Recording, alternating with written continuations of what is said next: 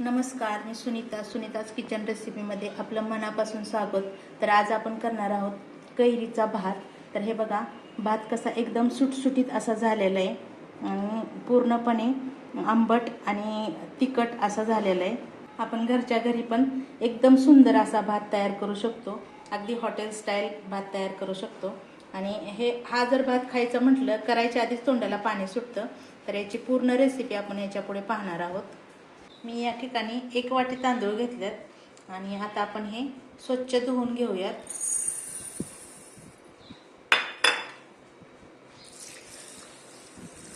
आणि स्वच्छ धुवून घेऊन आपण ही जी तांदूळ आहेत ते साधारणपणे 45 मिनिटं आपण असंच भिजत ठेवणार आहे. ह्याच्यातलं पाणी मी काढून टाकणार आहे आणि त्यानंतर पाणी ओतून 45 मिनिटं आपण ह्याला भिजत घालूयात.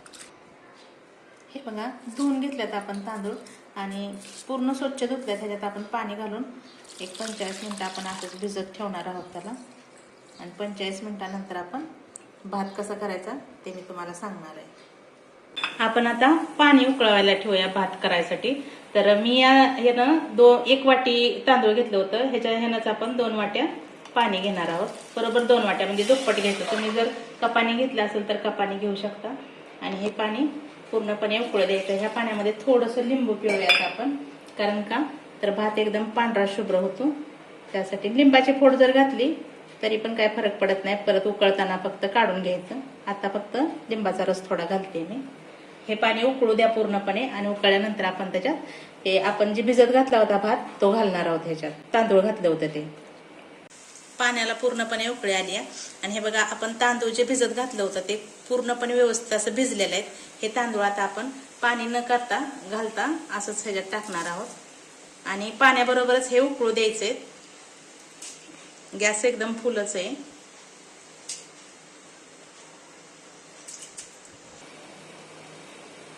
आपण हलवूया ह्याला.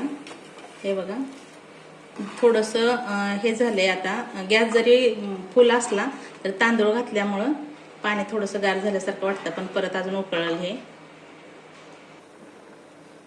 हे बघा, पूर्णपणे तांदूळ ह्याच्यात उकळतायत असं. आणि हे जास्त वेळ लागत नाही शिजायला. एकदम 5 ते 6 मिनिट भरपूर झालं. 6 मिनिटामध्ये भात आपला व्यवस्थित असं मोकळा होतो एकदम. आणि हे असंच आपण ह्याला थोडेसे बुडबुडे येईपर्यंत तसंच ठेवणार आहोत आपण.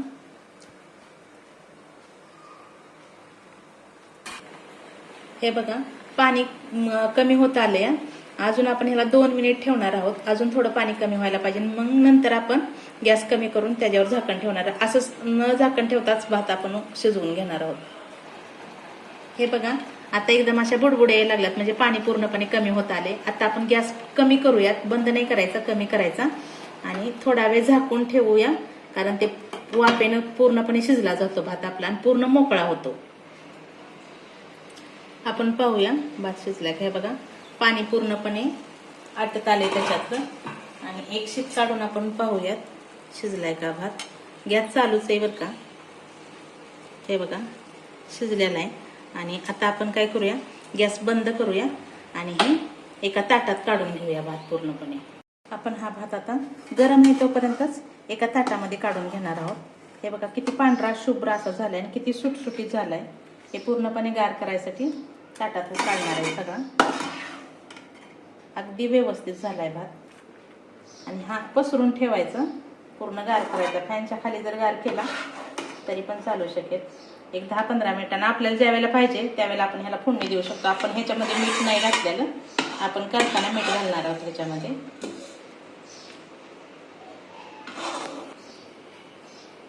हे आपण काटा चमच्याने असं पूर्णपणे पसरून घेऊयात. तुटला नाही पाहिजे आपला भात. हे बघा, पूर्णपणे पांढरा शुभ्र आणि सळसळीत झालेला आहे. अगदी व्यवस्थित झालाय. ह्याला आपण गार करायसाठी असंच ठेवूया. आता पुढची तयारी करूया. आपण ह्या कैऱ्या छोट्या कैऱ्या आहेत. मी ह्याचं पुढचं शेंगा कट करून घेते. दोन्ही पण कैऱ्यांचं कट करून घेऊया. जास्त आंबट नाहीत ह्या कैऱ्या. आणि आता आपण हे काय करूया, खिसून घेऊयात. तुम्हाला साल काढायची असेल तर साल काढून घेऊ शकता. तशी काही गरज वाटत नाही ह्याला. ह्याला 2 तास भिजत घातलं होतं, त्यामुळे ह्याच्यावरचा चिक वगैरे पूर्णपणे निघालाय. आता आपण काय करूया, ही कैरी खिसून घेऊयात. हे बघा कैरीचा किस हा अशा प्रकारे पाडलेला आहे मी. साधारणपणे 2 कैऱ्या होत्या छोट्या, त्याचं हे किस आहे. आता आपण ते पुढची तयारी करून घेऊया. अजून कांदा वगैरे, लसूण वगैरे त्याचा मसाला तयार करून घेऊया.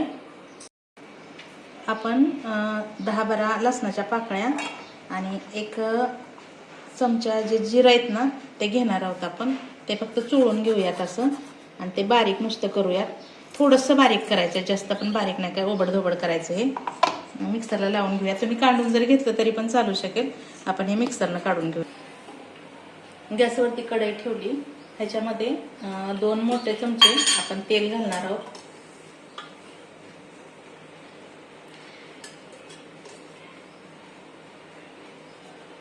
ह्याच्यामध्ये मी बारीक 1 कांदा कापून घेतलाय, बारीक असा, तो घालणार आहोत ह्याच्यामध्ये आणि तो लालसर होईपर्यंत आपण भाजून घेणार आहोत.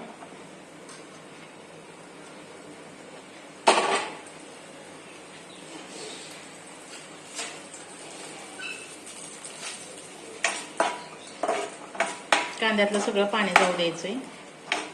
पूर्ण असा बारीक होतो, भाजत आला का पूर्णपणे बारीक होतो.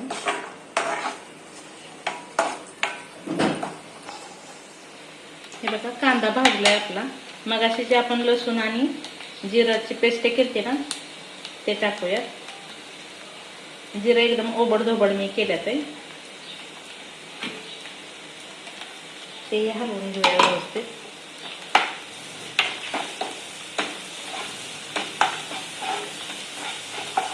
आपण ह्याच्यामध्ये लाल तिखट घालणार आहोत, ते टाकूया.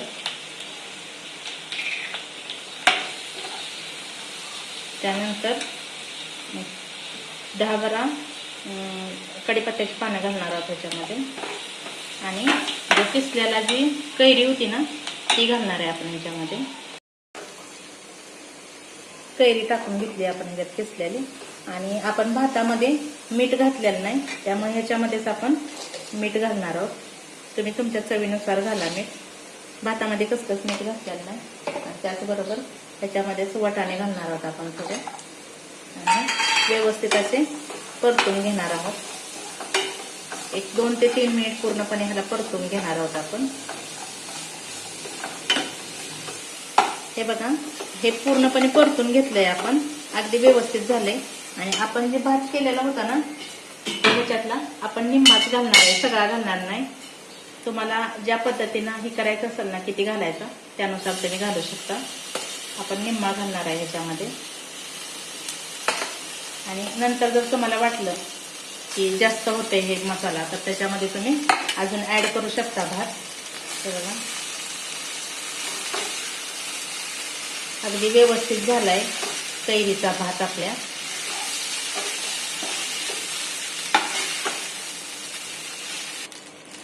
हे बघा आपला कैरीचा भात तयार आहे.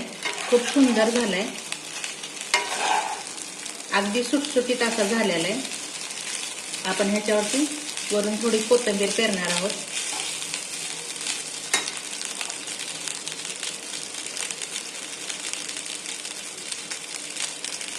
खूप छान झालाय भात. आता तुम्ही पाहू शकता. त्याला थोड्या वेळापर्यंत आपण झाकून ठेवणार आहे. गॅस बंद करणार आहे आणि थोड्या वेळ झाकून ठेवणार आहे.